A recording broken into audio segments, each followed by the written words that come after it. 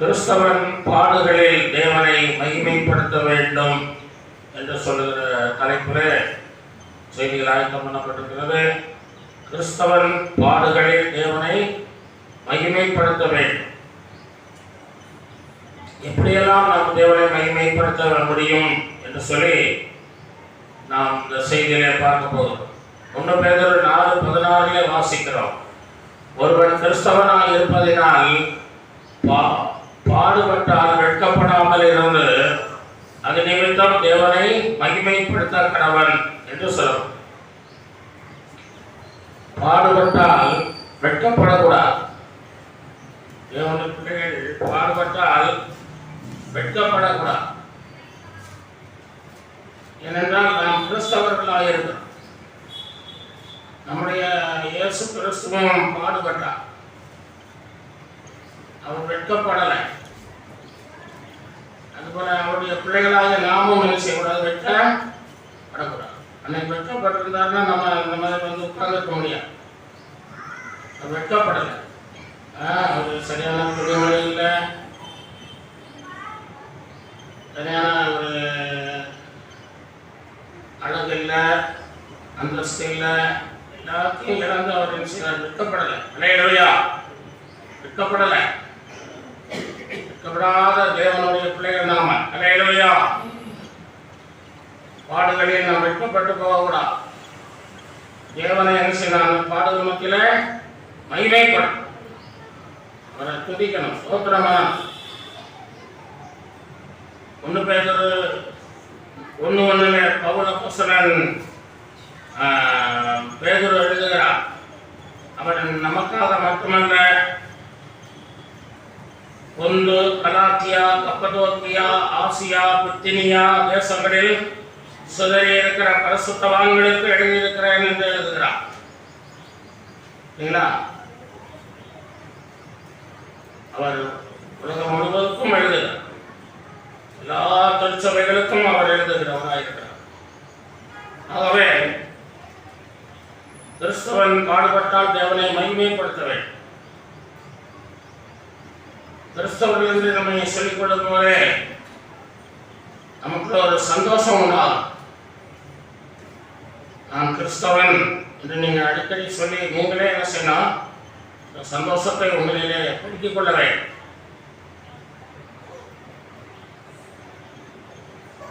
கிறிஸ்துவை போல வாழுகிறவர் தான் கிறிஸ்தவர்கள். கிறிஸ்துவ பிளஸ் அவன் கிறிஸ்தவன். கிறிஸ்துவை போல வாழ அழைக்கப்பட்டது. பாடுகளில பாடுகள் அதிகமாக வரத்தான் செய்யும். ஏன்னா பாடுகள் வழியாகத்தான் எங்க போகணும்? பரலோகத்திலே போகணும்னு சொல்லப்பட்டது. அதனால பாடுகள் நமக்கு வரும்போது நம்ம இயேசு கிறிஸ்துவை மறுதலிச்சிடக்கூடாது. அல்லேலூயா. இயேசுவை மறுதலித்து விடும். அவரை விட்டு விலகி போகக்கூடாது.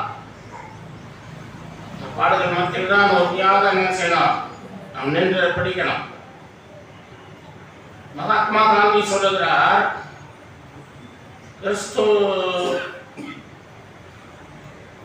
கிறிஸ்துவை இந்த உலகம் இன்னும் அறியாமல் இருக்க காரணம் என்னவென்றால் கிறிஸ்தவர்கள் தான் என்று சொல்லுகிறார். அவர் என்ன சொல்லுகிறார்? கிறிஸ்தவர்கள் பாடுகளிலே, உபத்திரவங்களிலே, துன்பங்களிலே சோர்ந்து பின்வாங்கி போகிறார்கள். அவர்கள் அதை சந்தோஷமாக சகித்து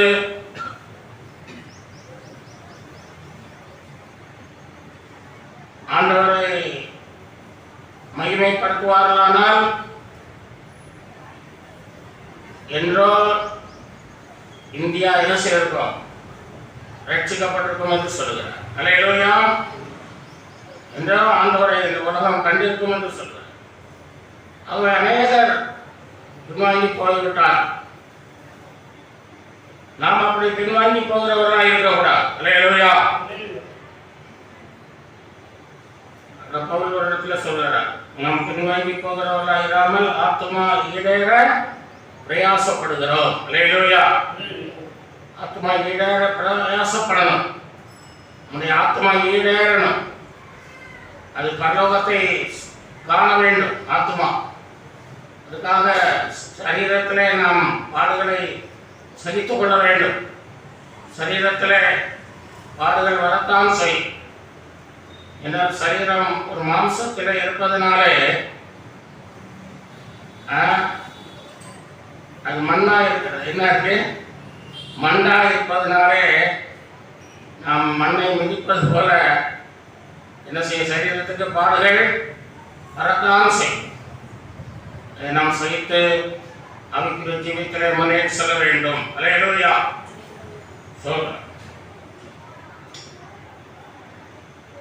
அப்படியே பரிசுத்த பவுல் பிலமோனுக்கு நிருபம் எழுதுகிறார். கிறிஸ்தவன் எப்படி வாழ வேண்டும் என்று சொல்லி அவர் தீர்க்கமாக சொல்லுகிறவராக இருக்கிறார். பிலமோன் நிருபம் ஒரே ஒரு அதிகாரம் தான் வருகிறது. ஒரு சிறிய ஒரு புஸ்தகமாக இருப்பினும் அதில் உள்ள செய்திகள் அநேக சத்தியங்களை நமக்கு போதிக்கிறதா இருக்கிறது. அந்த சிறிய புஸ்தகம் அது உலகம் முழுவதற்குமே என்ன செய்கிறது? பிரயோஜனமாய் இருக்கிறது. அதிலிருந்து நாம் சில சத்தியங்களை இந்த நாளிலே நாம் ஆராய்ந்து அறிந்து கொண்ட கர்த்தர் நமக்கு உதவி செய்வாராக. கிறிஸ்தவன், முதலாவதாக கிறிஸ்தவன் கிறிஸ்துவுக்காக கட்டப்பட்டவன் என்பதை நாம் மறந்துவிடக்கூடாது. கிறிஸ்துவுக்காக யாருக்காக கட்டப்பட்டிருக்கிறோம்? கிறிஸ்துவுக்காக கட்டப்பட்டிருக்கிறோம். பிலமோன் 1:1 பவுல் சொல்லுகிறார், கிறிஸ்து இயேசுவின் நிமித்தம் கட்டப்பட்டவனாயிருக்கிற பவுலும் கட்டப்பட்ட நிலைமையில் இருக்கிறார். கட்டப்பட்டு சிறையில் இருக்கிற ஒரு அனுபவம், கட்டப்பட்ட ஒரு வாழ்க்கை. அது எதுக்காக கட்டப்பட்டிருக்கிறேன்னு சொல்றாரு? இயேசு கிறிஸ்துவின் நிமித்தம் கட்டப்பட்டிருக்கிறேன். அல்லேலூயா. ஆமா, இயேசுவுக்காக நான் கட்டப்பட்டிருக்கிறேன் என்று சொல்லுகிறேன். இரண்டாவது என்ன சொல்ற? 1:8 சொல்லுகிறார், இயேசு கிறிஸ்துவின் நிமித்தம் இப்பொழுது கட்டப்பட்டவனாகவும் இருக்கிறேன் என்று மறுபடியும் சொல்லுகிறவராக இருக்கிறார். பிலமோன் 1:13 சொல்லும்போது சுவிசேஷத்தின் நிமித்தம் நான் கட்டப்பட்டவனாக இருக்கிறேன் என்று சொல்லுகிறார். சுவிசேஷத்துக்காக. ஆகவே நாம் நன்றாக அறிந்து கொள்ள வேண்டும். இந்த உலகத்துக்காக அல்ல, பாவத்துக்காக அல்ல, சாபத்துக்காக அல்ல, எதற்காகவும் நாம் கட்டப்பட வேண்டிய அவசியம் இல்லை. கிறிஸ்துவுக்காக கட்டப்பட்டவர்களாய் நாம் வாழ வேண்டும். அல்லேலூயா. கிறிஸ்துவுக்காக, சுவிசேஷத்திற்காக நாம் கட்டப்பட்டவர்கள் என்பதை எப்போதும் மறந்துவிடக்கூடாது. நாம் ஞானஸ்நான உடன்படிக்கையின் மூலமாக அவரோடு கூட நாம் உடன்படிக்கை செய்திருக்கிறோம். எந்த சூழ்நிலையிலும் உமக்காக வாழ்வேன், மரண பரியந்தம் உண்மையாய் இருப்பேன், சபைக்கு பிரயோஜனமாய் இருப்பேன், ஆத்மாக்களை ஆதாயம் செய்வதிலே நான் வாஞ்சையாய் இருப்பேன். இதெல்லாம் சில உடன்படிக்கைகளை ஒப்பந்தம் நாம் ஆண்டவரிடத்தில் செய்திருக்கிறோம். ஆகவே ஆண்டவர் நம்மை தம்முடைய அன்பின் கயிறுகளால் கட்டி இருக்கிறார். அல்லேலூயா. அவருடைய உபதேசத்தினாலே, அவருடைய சத்தியத்தினாலே, அவருடைய வார்த்தையினாலே, அவருடைய கட்டளைகளினாலே நாம் என்ன செய்யப்படுகிறோம்? கட்டப்பட்டிருக்கிறோம். ஆகவே இனி சுயமாய் நாம் எதையுமே செய்ய முடியாது. என்ன கட்டப்பட்டிருந்தா செய்ய முடியுமா? நம்மளுடைய கைகால்கள் எல்லாம் கட்டி போட்டாங்க, ஏதாவது செய்ய முடியுமா? செய்ய முடியும். அதனால நாம் மீண்டும் என்ன சொல்றாரு? சுயம் நமக்குள்ள வரக்கூடாது. சுயம் வரக்கூடாது. சுயமான வாழ்க்கை, சுய ஜீவியம் இருக்கக்கூடாது.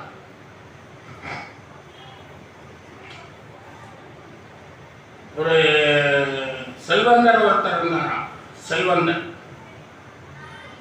அவர் நிறைய பிராணிகளை வாங்கி வளர்த்தார். ஒரு முறை தன்னுடைய வேலைக்காரனை அழைத்து ஒரு குரங்கு ஒன்று வாங்கி வாப்பா, அதை வளர்க்கணும் அப்படின்னு சொன்னார். அந்த குரங்கை வாங்கிட்டு வந்தான். அவன் குரங்கை வாங்கிட்டு வீட்டுக்கு வரும்போது அது கொஞ்சம் அவன் சேட்டை பண்ணிச்சான். உடனே ஒரு கம்பை எடுத்து ஒரு அடி அடிச்சிருக்கான். அந்த செல்வந்தர் பார்த்துட்டு, பாவம் அடிக்காதப்பா, பாவம்ப்பா, அதை கொண்டு வாப்பா அப்படின்னு சொல்லி பக்கத்தில் கொண்டு வர சொல்லி அதை அப்படியே தடை விட்டாங்க. அது அடியாரா அப்படின்ட்டாங்க. ஒரு கொஞ்ச நேரத்தில் அப்படியே சட்டையை பிடிச்சி இழுத்துதான். அப்புறம் கொஞ்ச நேரத்தில் பாக்கெட்டுக்குள்ள கை விட்டுதான். மணி பர்ஸ் எடுத்து காசெல்லாம் எடுத்து போட்டுச்சான். அப்புறம் கண்ணாடியை கழட்டிச்சான். அப்புறம் தொப்பி பிறந்தானா, தொப்பியை கழட்டிச்சான். பார்த்தீங்களா? அப்போ என்ன செய்யலாம்? அந்த குரங்கை என்ன செய்யணும்? அடிச்சுதான் வளர்க்கணும், சேட்டை பண்ணி. அதுபோல மனம் ஒரு குரங்குன்னு சொல்லுவாங்க. நம்முடைய மனம் ஞானசானம் எடுத்தாலும், சத்தியத்தை அறிந்தாலும், ஆராதனை வந்தாலும், உடைய செய்தாலும் மனம் எப்படி போதே? குரங்கு மாதிரி மரத்துக்கு மரம் தாவும். அதனால்தான் பவுலப்போஸ்தலன் சொல்றார், நான் என்ன செய்தேன்னு சொல்லுகிறார், சிலுவையில் அறையப்பட்டிருக்கிறேன், இனி நான் அல்ல, கிறிஸ்துவே ஜெயிக்கிறார். அல்லேலூயா. சிலுவையில் அறையப்பட்டேன். அவங்க நீங்கள் ஒவ்வொரு நாளும் சிலுவையில் என்ன செய்யணும்? அறைய ஒப்பு கொடுக்கணும். அல்லேலூயா, ஒப்பு கொடுக்கணும். ரோமர் 6:6 சொல்லப்பட்டிருக்கிறது, நாம் இனி பாவத்துக்கு ஊழியம் செய்யாதபடிக்கு பாவ சரீரம் ஒழிந்து போகும் பொருட்டாக நம் பழைய மனுஷன் அவரோட கூட சிலுவையில் அறையப்பட்டது என்று நாம் அறிந்திருக்கிறோம். அல்லேலூயா. பழைய மனுஷனை சிலுவையில் அறைஞ்சாச்சு. அந்த சேட்டை பண்ற மனுஷனை என்ன ஆச்சு? குரங்கா பிடிச்சி சிலுவையில் அறைஞ்சாச்சு. இப்போ நீங்கள் கிறிஸ்துவ தான் உங்களில் வாழ்ந்து கொண்டிருக்கிறார். அல்லேலூயா. கிறிஸ்துவின் சாயல் உங்களிலே காணப்படுகிறது. கிறிஸ்துவின் மகிமை காணப்படுகிறது. கிறிஸ்துவின் சுவிசேஷத்தின் பிரகாசமான ஒளி உங்கள் முகத்திலே காணப்படுகிறது. அல்லேலூயா. எனவே நீங்கள் சிலுவையில் அறையப்பட்டு இருக்கிறோம் என்பதை மறந்துவிடக்கூடாது. அல்லேலூயா. அதுக்காகத்தான் நாம் ரட்சிக்கப்பட்ட பிறகு, ஞானஸ்நானம் பெற்ற பிறகு, அபிஷேகம் பெற்றுக் கொண்ட பிற்பாடு, அபிஷேகம் பெற்றுக் கொள்ளணும். அபிஷேகம் பெற்றுக் கொண்ட பிற்பாடு நீங்கள் என்ன செய்யணும்? ஜெபத்திலும், வேதவாசிப்பிலும், ஆராதனையிலும், ஊழியங்களிலும் என்ன செய்யணும்? நீங்கள் ஈடுபட வேண்டும். அல்லேலூயா. அப்பதான் நீங்க மறுபடியும் என்ன செய்ய மாட்டீங்க? பாவத்துக்குள்ள போக சேட்டை பண்ண மாட்டீங்க, குரங்கு மாதிரி. அல்லேலூயா. குரங்கு சேட்டை நிறைய பேர் இருக்கு. அதெல்லாம் என்ன செய்யணும்? சுத்தமான சிலுவையில் அறையப்படணும். அல்லேலூயா. யோவான் 5:14 இயேசு கிறிஸ்து சொல்லும்போது 38 வருஷம் வியாதியினாலே பீடிக்கப்பட்டிருக்க மனுஷனை விடுவித்து பிற்பாடு அவனை ஆலயத்திலே பார்க்கும்போது என்ன சொல்லுகிறார்? இனி பாவம் செய்யா. விபச்சார ஸ்திரீயை யாருமே கல்லறியவில்லை என்று சொல்லி இயேசு அவரை பார்த்து என்ன சொன்னார்? யாரும் உன்னை கல்லறிந்து கொள்ளவில்லையா? நான் உன்னை நியாயந்திருக்க மாட்டேன், நீ போ, இனி பாவம் செய்யாதே. அதனால இனி பாவத்துக்கு நாம் ஊழியம் செய்யாதபடிக்கு பழைய சரீரம், பாவ சரீரம் என்ன செய்யுச்சு? ஒளிஞ்சு போச்சு. அல்லேலூயா. அது செத்து போச்சு, அது இல்லவே இல்லை. அல்லேலூயா. இப்போ உங்களுக்கு இருக்கிற சரீரம் என்ன சரீரம்? புதிய, இது கிறிஸ்துவினாலே பெற்ற சரீரம். இயேசு கிறிஸ்து உங்களுக்கு தந்த ஒரு புதிய சரீரம். அல்லேலூயா. ஆகவே இந்த புதிய சரீரத்தில் நீங்கள் தேவனை என்ன செய்யணும்? பாடுகள் வரும் பொழுது மகிமைப்படுத்த வேண்டும். அல்லேலூயா. மகிமைப்படுத்த வேண்டும். அதனால கிறிஸ்தவர்களாக இருக்கிற நாம் பாடுகள் வரும் பொழுது நாம் கட்டப்பட்டு இருக்கிறோம் என்பதை அறிந்து நாம் ஆண்டவருக்கு மகிமை செலுத்துவோம். கர்த்தர் நம்மை ஆசீர்வதிப்பார். இரண்டாவதாக கிறிஸ்தவன் மற்றவர்களுக்காக ஜெபிக்கிறவன். பிலமான் 1:5-6 நாம் வாசிக்கிறோம். என் ஜெபங்களில் உம்மை நினைத்து எப்பொழுதும் என் தேவனுக்கு ஸ்தோத்திரம் செய்து வேண்டுதல் செய்கிறேன் என்று சொல்கிறார் பவுல். கட்டப்பட்ட நிலைமையிலும் அவன் மற்றவர்களுக்காக ஜெபித்தார். அல்லேலூயா. கிறிஸ்தவன் மற்றவர்களுக்காக ஜெபிக்கிறவன். நான் நிறைய நிலங்களில் ஜெபம் பண்ணுவேன். வீட்டிலே குடும்ப ஜெபம் எல்லாத்துலேயுமே எல்லாத்துக்கும் ஜெபம் பண்ணுவேன். எனக்கு தீர்மானிருக்கேன். ஜெபம் பண்ணியிருக்க மாட்டேன் அப்படின்னு ஜெபம் பண்ணியிருக்கேன். அதுபோல நமக்காக அல்ல, மற்றவர்களுக்காக ஜெபிக்கிறவன் கிறிஸ்தவன். அல்லேலூயா. பவுல் அப்போஸ்தலன் மற்றவர்களுக்காக ஜெபிக்கிறது மாத்திரமல்ல, ஸ்தோத்திரிக்கிறது மாத்திரமல்ல, துதிக்கிறது மாத்திரமல்ல, அவர் மற்றவர்களையும் ஜெபிப்பதற்கு அவர் என்ன செய்கிறார்? உற்சாகப்படுத்துகிறவராக இருக்கிறார். அல்லேலூயா. பிலிப்பியர் 4:6 என்ன சொல்லுகிறார்? நீங்கள் ஒன்றுக்கும் கவலைப்படாமல் எல்லாவற்றையும் குறித்து உங்கள் விண்ணப்பங்களை ஸ்தோத்திரத்தோடு கூடிய ஜெபத்தினாலும் எழுதலினாலும் தேவனுக்கு தெரியப்படுத்துங்கள் என்று சொல்லுகிறார். பவுல் அப்போஸ்தலன் நிருபங்கள் அனைத்தையுமே சிறைச்சாலையில் இருந்துதான் எழுதினார். கட்டப்பட்ட நிலைமையில் தான் எழுதினார். அல்லேலூயா. சுவிசேஷத்தின் நிமித்தமாக, கிறிஸ்துவின் நிமித்தமாக அவர் கட்டப்பட்டு சிறையில் இருக்கும் பொழுது அவர் எழுதினதுதான் நிருபங்கள். ஆகவே தேவனுடைய பிள்ளைகள் நிருபங்களை அதிகமாக படிக்கணும். ஆவிக்குரிய ஜீவியத்தில் நீங்கள் வளருவதற்கு என்ன செய்யணுமா? புதிய ஏற்பாட்டை நிருபங்களை அதிகமாக படிக்கணும். நிருபங்களை படித்தால்தான் நீங்கள் ஆவிக்குரிய ஜீவியத்திலே வளர முடியும். அல்லேலூயா. நிருபங்களை நீங்கள் படிக்கணும். ஆகவே நாம் மற்றவர்களுக்காக ஜெபிக்க வேண்டும். நம்முடைய குடும்பங்களுக்காகவும் ஜெபிக்க வேண்டும். நம்முடைய சொந்த பந்தங்களுக்காக நாம் ஜெபிக்க வேண்டும்.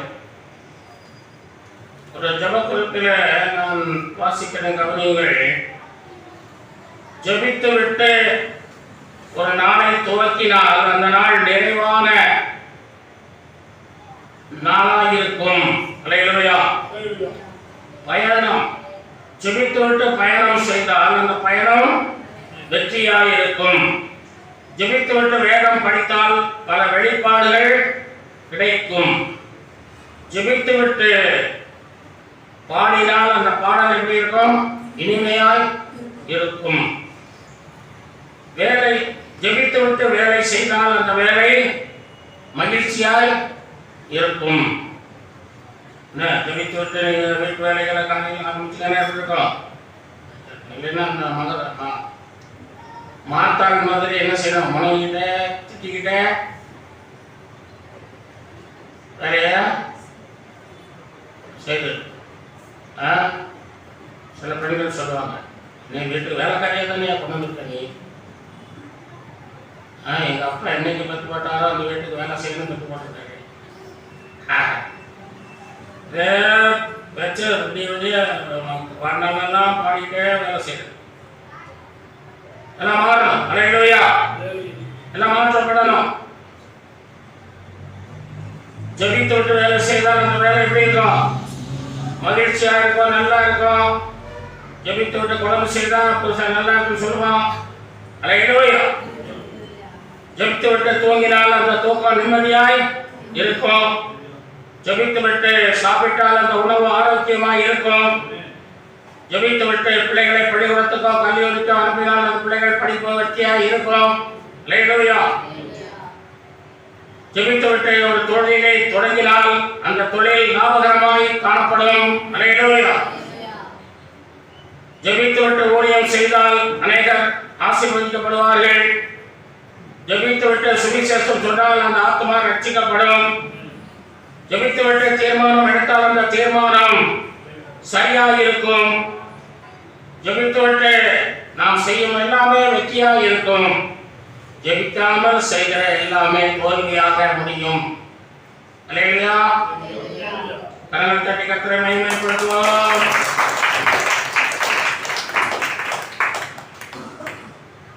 ஏசாயா 40:31 வாசிக்கிறோம். வாசிக்கிறோம். கர்த்தருக்கு காத்திருக்கிறவர்கள் கழுகுகளைப் போல செட்டைகளை அடித்து மேலே எழும்புவார்கள். அல்லேலூயா. கர்த்தருக்கு காத்திருக்கிறவர்கள் கழுகுகளைப் போல வாசிக்கிறோம். கர்த்தருக்கு காத்திருக்கிறவர்கள் காக்கா போல அல்ல போல என்று சொல்லப்பட்டது. அல்லேலூயா. காக்கா போல அல்ல, கழுகு போல. ஏன் அப்படி சொல்கிறார்? கர்த்தர் கழுகு மேலே பார்க்கக்கூடியது. அல்லேலூயா. எப்போதுமே மேலேயே பார்க்கும், காக்கா கீழே பார்க்கும். ஆமாம், காக்காவுடைய சுவாபம் கீழே தான் பார்க்கும். உயரத்தில் பறக்காது, கீழே தான் எல்லா வேலைகளுக்கு மேலேயும் என்ன செய்யும்? பறந்துக்கிட்டு இருக்கோம். சிறுபிள்ளைகள் ஏதாவது வாங்கிட்டு போனால் பிடுங்கி சாப்பிட்றோம் இல்லையா? காக்கா சுவாபம் கீழே தான் பார்க்கும். அதுபோல நீங்கள் கீழே பார்த்துருவாங்க. அல்லேலூயா. மேலானவைகளே தேடுங்கள். அவர் என்ன சொல்கிறார்? மேலானவைகளே தேடுங்கள். ஆண்டவர் உங்களை ரட்சித்து உன்னதங்களிலே அவரோடு கூட உட்கார வைத்திருக்கிறார். அதை நினைத்துக் கொள்ளுங்கள். அல்லேலூயா. ஆண்டவர் நம்மை அவரோடு உட்கார வச்சிருக்கிறார். அதனால ஆவிக்குரிய உலகத்தில் நீங்கள் எப்போதுமே அதை சிந்திக்கணும்.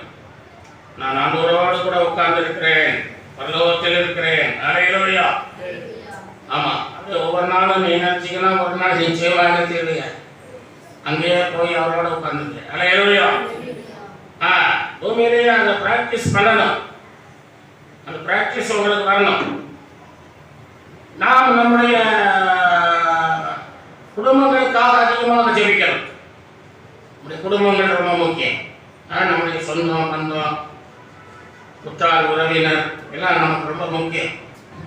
அதை நம்ம மறந்துடக்கூடாது. ஆபிரகாம் பாருங்க, தன் வீட்டாருக்காக என்ன செய்யலாம்? ஜெபிக்கிறான். லோத்து குடும்பத்துக்காக என்ன செய்யலாம்? லோத்து கூட இருந்து பிரிஞ்சுட்டான். ஆனாலும் கூட அந்த குடும்ப பாசம் பாருங்க. அண்டை மகன் ஆபிரகாமுக்கு அண்டை மகன் லோத்து. அதனால அந்த ரத்த பாசம் பாருங்க எப்படி போகுது. அல்லேலூயா.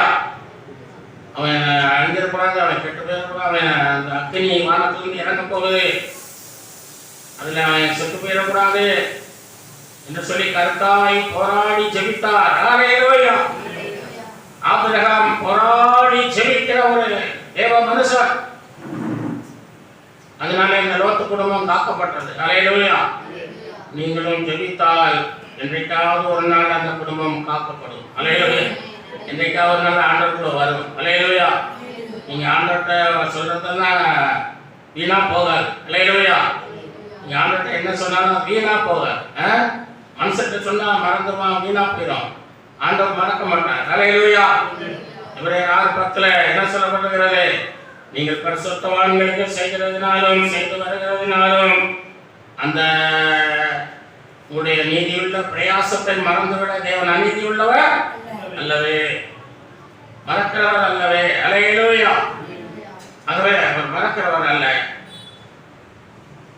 அது நிச்சயமாக அதுக்குரிய பலனை உங்களுக்கு தருவார். அல்லேலூயா. நீங்கள் ஆண்டவருடைய வருகையிலே நிற்கும்போது உங்கள் வரிசையிலே அநேகர் வந்து நிற்பாங்க. அல்லேலூயா. சொந்தமெல்லாம் வந்து நிற்பாங்க. என்ன அத்தை நீங்க வந்திருக்கிய? ஆமா, எல்லாம் உங்க ஜபம் தான். அல்லேலூயா. உங்கள் ஜபம் அவருடைய வருகையிலே உங்கள் வரிசையில கொண்டு வந்து நிறுத்தும். அல்லேலூயா. உங்கள் வரிசையில ஒரு கூட்டம் மக்கள் நிற்கணும். நீங்கள் மட்டுமல்ல, உங்கள் குடும்பம் மட்டுமல்ல, சொந்த பந்தம் எல்லாம் நிற்கணும். அல்லேலூயா. ஸ்தோத்திரம். ஆகவே தான் பவுல் என்ன எழுதுகிறார்? 1 தீமோத்தேயு 5:8 சொல்லும்போது, ஒருவன் தன் சொந்த ஜனங்களையும் விசேஷமாக தன் வீட்டாரையும் விசாரியாமல் போனால் அவன் விசுவாசத்தை மறுதலிக்கிறவனும் அவிசுவாசிகளும் கெட்டவனாய் இருப்பான். அல்லேலூயா. இல்ல, அவன் அவிசுவாசிகளும் கெட்டவனா. சொந்தத்தை மறந்துடாதீங்க. அல்லேலூயா. சொந்த பந்தங்களை மறக்காம அவங்களை விசாரிங்க, உங்களுக்கு ஒரு உதவி செய்யுங்க. அதுக்கு சமயம் கிடைக்கும் போதெல்லாம் ஃபோன் பண்ணும் போதெல்லாம் என்ன செய்யுங்க? ஃபோன் பண்ணும்போது என்ன நல்லா இருக்கா அப்படிங்க, முதல்ல ஸ்தோத்திரம் சொல்லுங்க. என்ன சொல்லுங்க? முதல்ல ஸ்தோத்திரம். நீங்கள் ஃபோன் பண்ணும்போது அவங்க இந்துக்களாக இருந்தாலும் கர்த்தருக்கு ஸ்தோத்திரம்ப்பா எப்படி இருக்கிற அப்படின்னு சொல்லுங்க. ஒரு அல்லே சொல்லுங்க.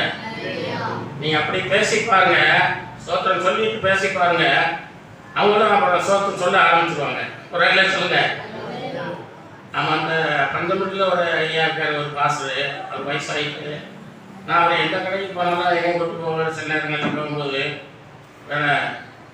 பிரைஸாலோ அப்படிம்பாரு. ஆனால் அந்த கடைக்காரங்க அதை 2 தடவை 3 தடவை சொல்லும்போது அவரே நினைச்சுவாங்க பிரைஸாலோ அப்படி அவங்களுக்கு சொல்ல ஆரம்பிச்சாங்க. அப்புறம் என்ன சொல்லுங்க சொல்லி இப்போ ஒரு சிலர்லாம் ஆண்டவருக்குள்ள வர ஆயத்தமாக இருக்கிறாங்க. அப்படி நீங்கள் நம்ம பாணியை கொண்டு வாங்க. அல்லேலூயா. நம்முடைய வார்த்தைகள் நிறைய ஜனங்கள்கிட்ட கடந்து போகட்டும். ஸ்தோத்திரம் போகட்டும். அல்லேலூயா. ஆமா, ஸ்தோத்திரம் பெரிய காரியங்களை செய்வோம். அல்லேலூயா. ஸ்தோத்திரத்தை மறக்காம சொல்லுங்க. சொந்தக்காரங்களை மறந்தால் நீங்கள் எப்படி இருப்பீங்க? விசுவாசத்தை மறுதளிக்கிற பிள்ளைகளாக இருப்பீர்கள். கெட்டவர்களாயும் போய்வீங்க, கெட்டு போய்வீங்க.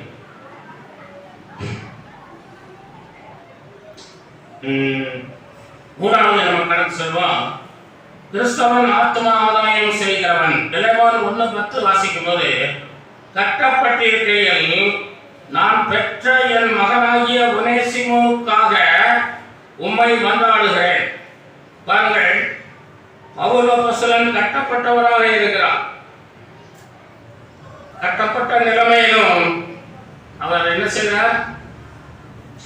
ஒருவனை சுவிசேஷம் சொல்லி பெற்றெடுக்கிறார். அல்லேலூயா.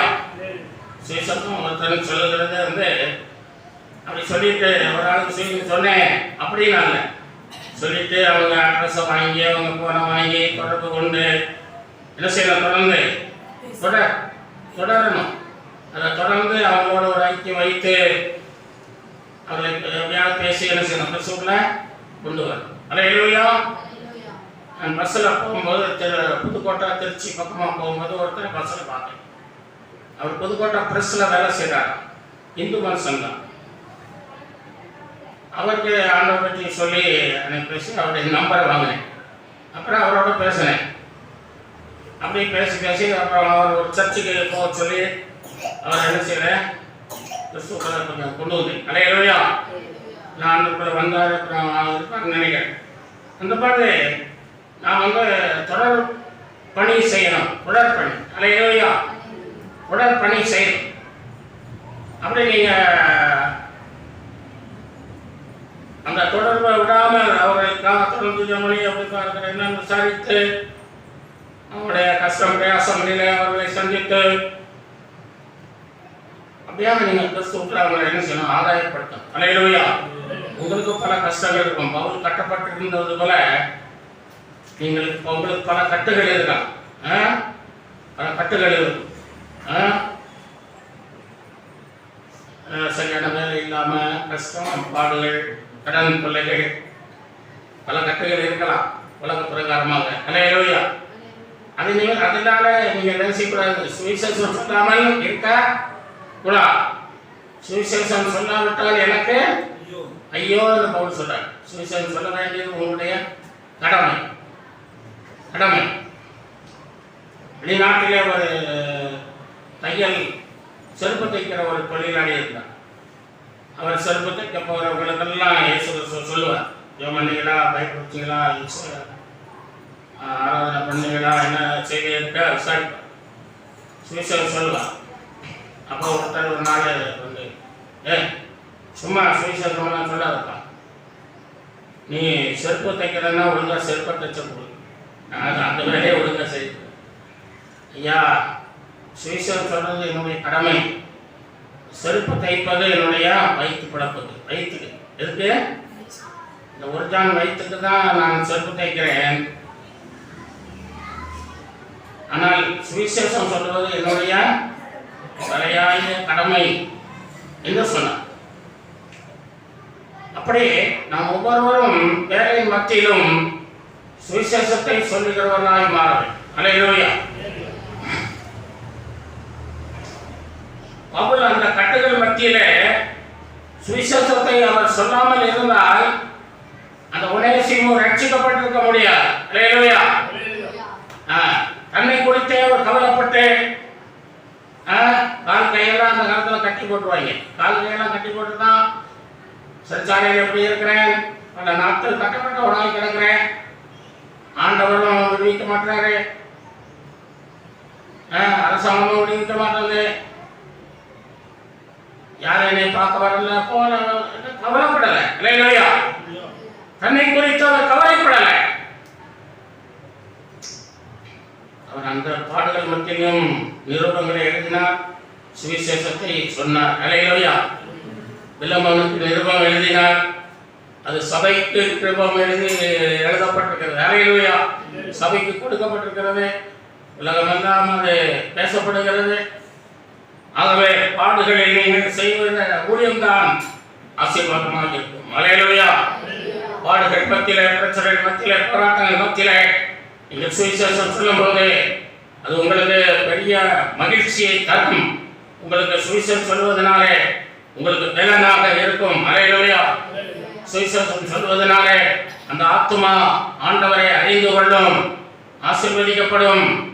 சுவிசேஷம் சொல்வதனாலே தேவனுடைய நாமம் மகிமைப்படும். அல்லேலூயா! பாடுகள் மத்தியிலும் தேவனுடைய நாமத்தை நீங்கள் மகிமைப்படுத்த வேண்டும். அல்லேலூயா! படுத்த வேண்டும். ஆகவே பவுல் கட்டுகள் பிலிப்பியர் 1:7 சொல்கிறார், என் கட்டுகளிலும் நான் உங்களை நினைக்கிறேன் என்று எழுதுகிறார். அல்லேலூயா! கட்டுகளில் எப்படி யார் நினைக்கிறாரா? அந்த பிலிப்பு பட்டணத்தில் இருக்கிற சபையை நினைக்கிறார், சபையில் உள்ளவர்களை நினைத்து அவர் நிருபம் எழுதுகிறார். பார்த்தீங்களா? நம்ம நினைக்கிறோமா?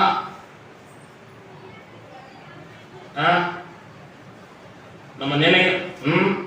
நம்ம சாப்பிடும் போது என்ன செய்யணும்? சொந்தக்காரங்களெல்லாம் நினைக்கணும். நம்ம சொந்தக்காரங்களாம் நினைக்க சாப்பிடுப்பாங்களா?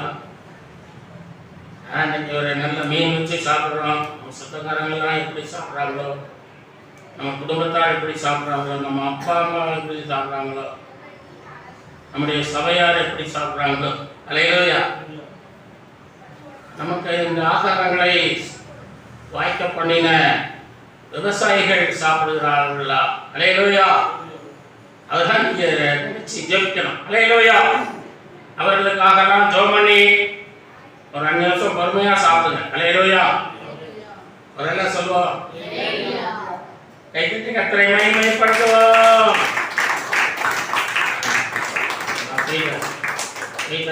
தூக்கம் வந்து அல்லேலூயா!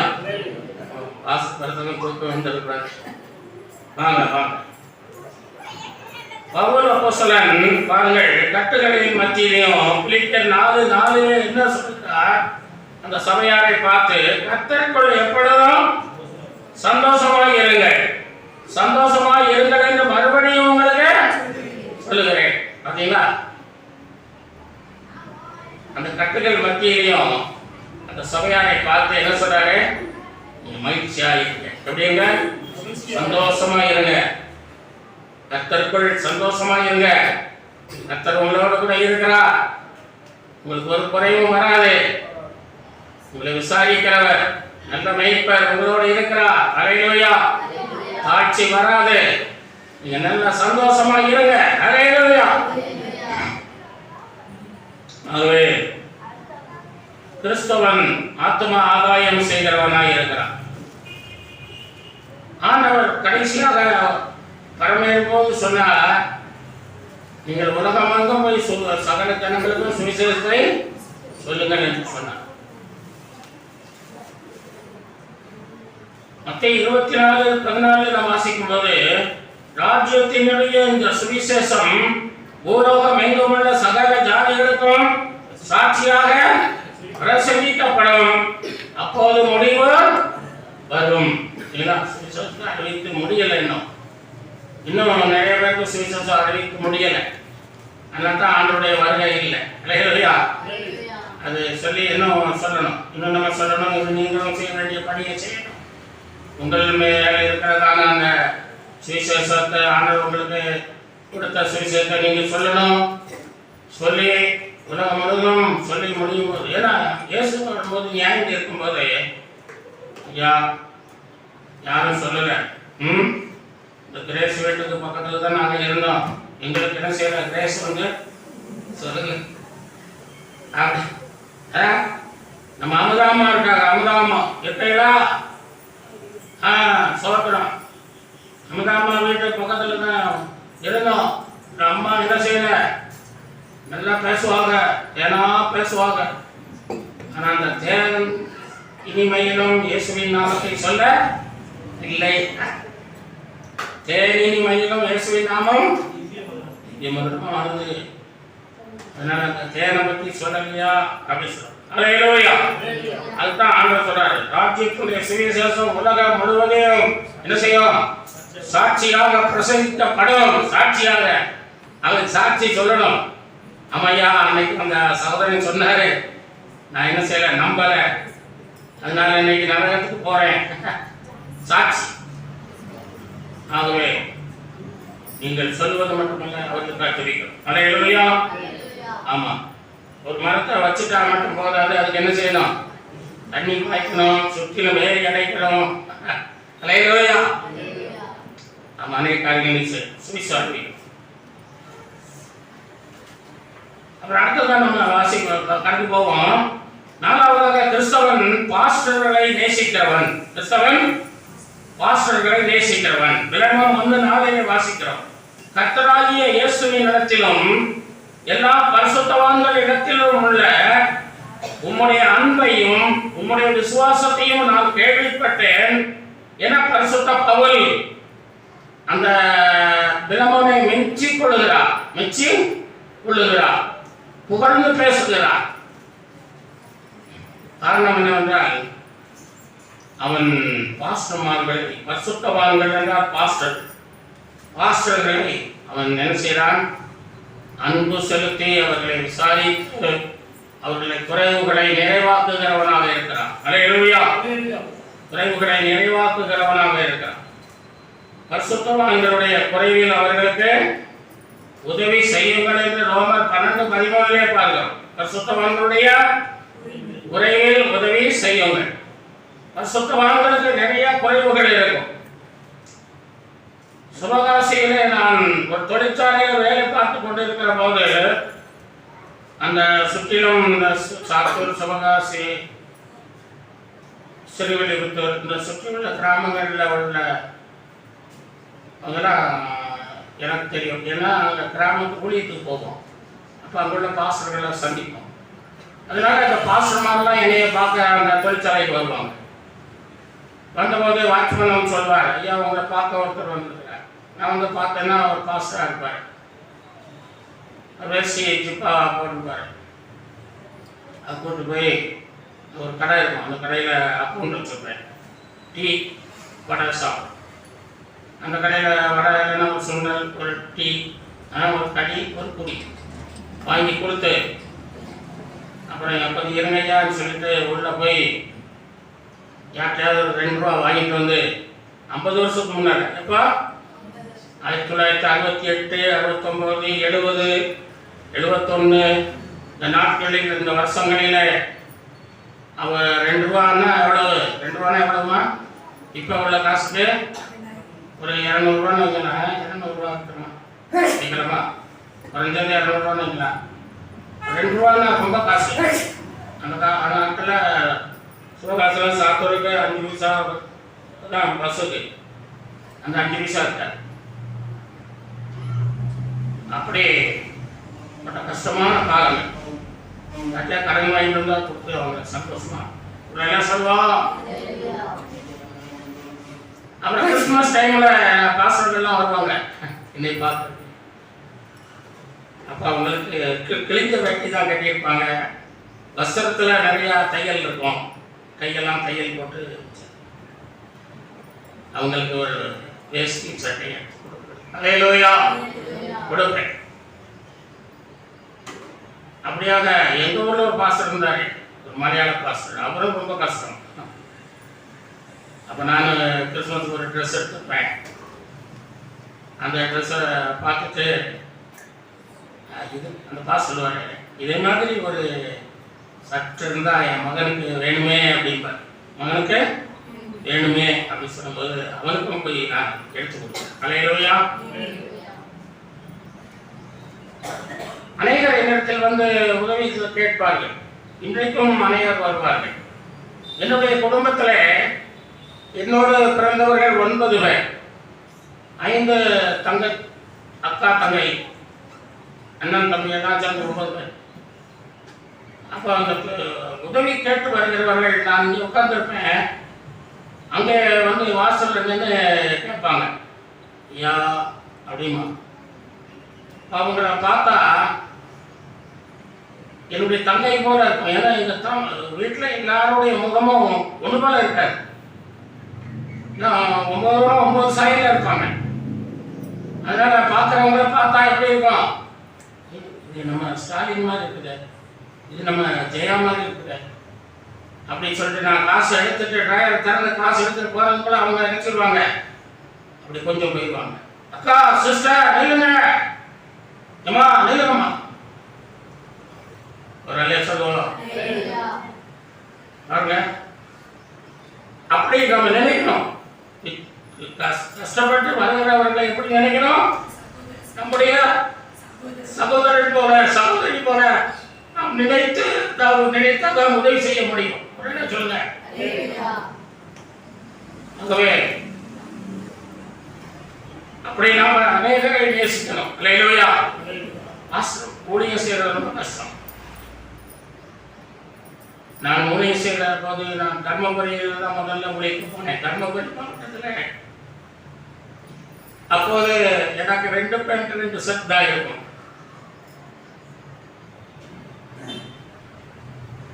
அப்போ ஒரு பாஸ்டர் வந்தாருன்னா அவர் ரொம்ப நல்ல ட்ரெஸ்ஸிங்கில் வைப்பேன்.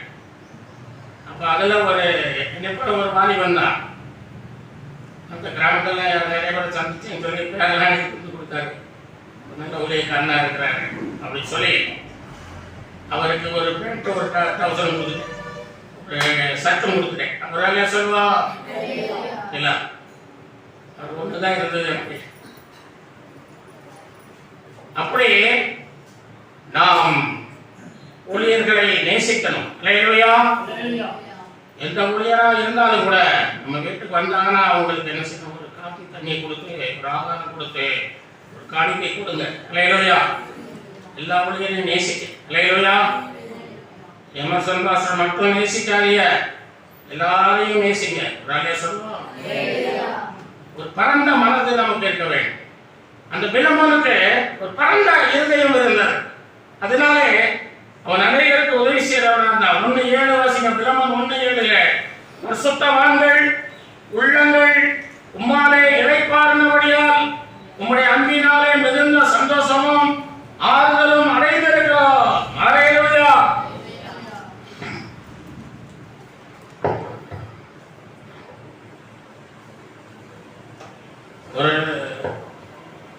ஒரு ஊழியக்கார குடும்பம் இருந்தது. அந்த ஊழியக்கார குடும்பம் ரொம்ப ஒரு ஊரில் ஊழியம் செய்கிறாங்க. ரொம்ப கஷ்டத்தில் இருந்தாங்க, ரொம்ப கஷ்டம், வறுமை. அப்போ 2-3 நாள் சாப்பிட ஒன்றும் இல்லை. அப்போ அந்த ஐயா சொன்னாங்க எங்கள் அம்மாட்ட, அம்மா நம்ம 2-3 நாளாக சாப்பிட ஒன்றும் இல்லாமல் இருக்கிறோம், நான் போய் ஒரு கிராமத்தில் போய் கொஞ்சம் ஊழியம் செய்துட்டு என்ன செய்கிறேன், வரேன், கர்த்தர் எனக்கு தர்றதை நான் கொண்டு வரேன் அப்படி சொல்லிட்டு சைக்கிள் எடுத்துகிட்டு போனார். சைக்கிள் போகிற வழியில பஞ்சரா போச்சு. பஞ்சரா பாருங்க எப்படி, சோதனை மேல் சோதனை, சோதனை மேல் சோதனை. மேகங்கள் திரும்ப திரும்ப வராததுக்கு முன்னும் சிருஷ்டிகரை நினைன்னு சொல்லியிருக்கோம்.